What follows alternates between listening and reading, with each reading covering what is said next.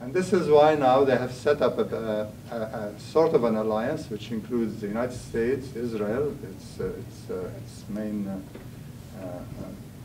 outlet in the area, and Saudi Arabia. This is an alliance which is now being created to thwart what they consider the threat to their interests, which is Iran, Syria, Hezbollah of Lebanon, and Hamas. Because these people refuse to obey the American dictates. It doesn't mean that they're perfect. The regime in Syria is an oppressive regime, but so far they have not bent down to the American gods. So, and to ensure that the Arabs remain weak, the United States supports Israel militarily to ensure it always has superiority over not only all the Arab world, but all the Muslim world. They want to ensure that Israel is stronger than Pakistan, Iran, Turkey, and all the Arabs combined. And that's why Israel now is the fourth or fifth military power in the world.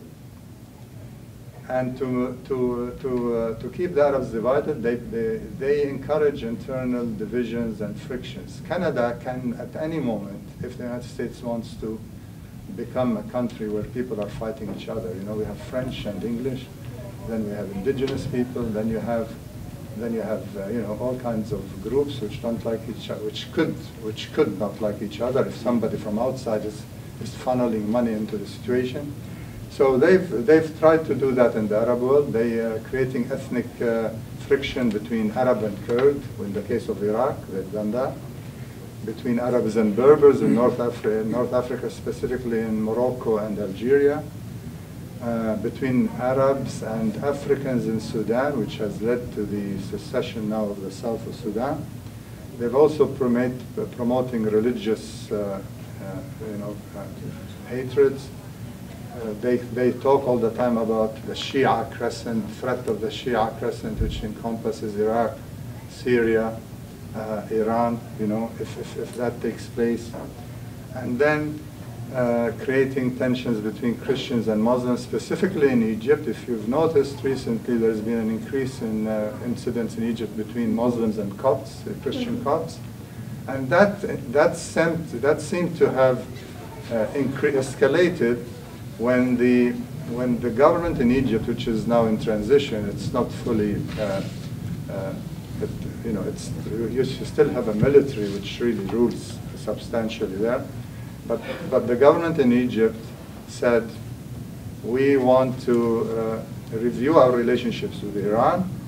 We want to open the Rafah gates into Gaza, and they also said and they worked on the reconciliation between Hamas and Fatah. Immediately when that happened, there were major incidents in Egypt between where Copt churches were attacked by people who we believe are funded, supported by Saudi Arabia and the United States, you know, to keep the Egyptian government, this Egyptian government, which is an interim one, off balance. And they have recently tightened their boats coming into Gaza from Egypt as a reaction to these problems they're facing internally. So for so many years, all this money which was coming from the Arab oil did not go to develop the economy of the Arab world. Somebody said $5 trillion have been, you know, generated from the sale of oils. It was mostly spent on security services, on arms, depreciated arms from the United States, which have already been, half depreciated. On security services, you have, in the case of Tunis and Egypt, you had, you had for every citizen, you had 70 people in Tunis. For every 70 citizens in Tunis, there was one security officer. In Egypt, for every 200, there was one security officer. So they were spending money like crazy just to maintain these regimes in power, and projects where money was spent on building fancy hotels and luxury things for the rulers. Nothing went really to develop a strong economy, a manufacturing base, which will raise the level of the population.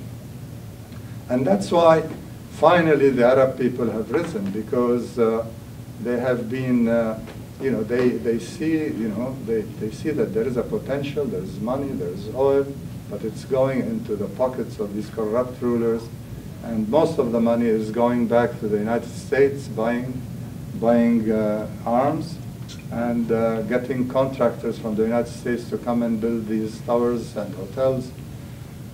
So most of the money was going back out of the country. So really, Arab revolutions are taking place because they want to end this permanent occupation of the Arab world. There's permanent occupation by the United States of all the Gulf countries. There's permanent occupation of all the regimes in the sense which serve the United States' interest. They're corrupt, they're repressive, and they generate a corrupt society in the sense that the rulers co-opt business people to join them so that they can maintain a power base. And they have these huge internal security apparatuses. The media is monopolized. There is no political parties other than the ruling party really in power. And they prevent any independent non-governmental organizations like unions, human rights groups, or anything. There are unions, but they're controlled by the government, as was the case in Egypt. And the judiciary is really under the control of the executive. There's no separation of powers. So, and the Arab intelligentsia is either bought out or they are forced into exile. And that's why you have so many successful Arab intelligentsia in the West. But they have drained all the resources from the Arab countries, the human resources, which is the main wealth of any country. It's the human resources. And unfortunately, most of it is either bought or has left the country. So you have a weak economy, which keeps people dependent and without pride, and there is no jobs for people, and that's why these revolutions started. Because each year, 7 million new Arabs get into the market, and there is no jobs for them, So, and the youth population in the Arab world is twice as high as that in Western countries. So in a sense, we have a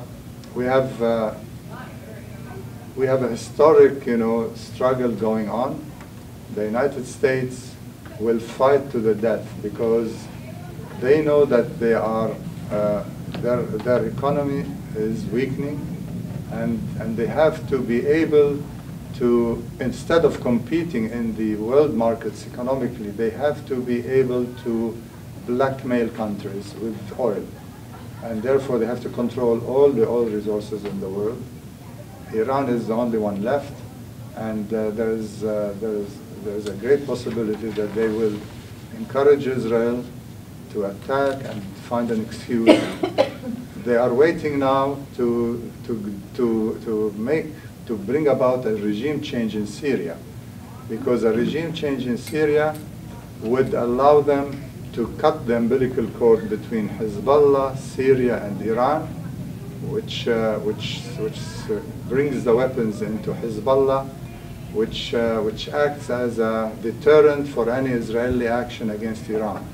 Because at present, if Israel attacks Iran, there's a possibility that Hezbollah has rockets that can hit any site in Israel. Tel Aviv will be under their mercy. And therefore, they have to cut the supply of weapons to Hezbollah in Lebanon, which is coming through Syria, and they have to therefore bring about a regime in Syria which is under their control. It's not that they want a revolution in Syria. They really want to bring about the same thing that's happening in Libya. They're taking their time because they're trying to put their people in positions of power before they topple Gaddafi. They are trying to put people who they can rely on fully, who have worked with them in the past, into the positions of power to take over power in Libya. And the same thing will be happening in Syria. They will try to make the regime unstable, but they don't want anybody coming like the Muslim Brotherhood, which might still, confront the American empire plans in the area. They want people who will follow their line, and when that takes place, they will attack Iran for sure, because they cannot allow Iran to remain the source of oil, which is important. Secondly, because it is an example which can be emulated by the other Gulf countries, and it can always pose a threat to all these regimes, which are very weak regimes. Saudi Arabia is ruled by 5,000 princes. The Emirates are ruled by princes which inherited this thing for 200 years under the British. The same thing in Oman. All of the Arab countries, actually, with the republic or monarchy, are ruled by families now. They are ruled by, like, most of them were preparing their sons to take over. Gaddafi was preparing his son. Mubarak was preparing his son. Syria, Assad, the son took from his father. So any one of those people are really regimes which are very, very weak. They don't have a power base. In the case of Syria, you have a regime which is dependent on the Ba'ath Party, whose membership is basically from the Alawite sects, which is a Shia offshoot of Islam. So these are regimes which are weak, unfortunately, which can at any time be toppled, even those who are opposing the Americans, and the other ones depend fully on the Americans. So in the end, however, it is the struggle of the Arabs. It's true that in each Arab country, people are trying to get rid of their corrupt regimes and trying to get rid of American influence. But in the end, they know that Palestine is really the focus, because as long as Israel exists there, it is a military outpost for the West, which at any time can be used to destroy any emerging revolutionary movement. That happened in 1967 under Nasser. Israel was used to destroy Egypt, and Nasser died soon afterward, and they had their man ready, Sadat. So Israel will be there at any moment, and they can really attack any country, and they are there to protect the regime in Jordan. The king in Jordan in 1970 was under threat by the Palestinian guerrillas, and it was the Israeli army that was sent a warning. We will intervene, and Syria stopped sending arms to the guerrillas, and that ended the guerrilla movement in Syria. Same thing in Lebanon, when there was a revolutionary atmosphere between the nationalists and the socialists and the Islamist parties in Lebanon.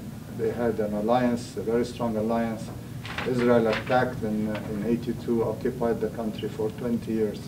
So people know, in the Arab world, they know that Israel is a base, the same thing as the Crusader base, which was created in the 11th century.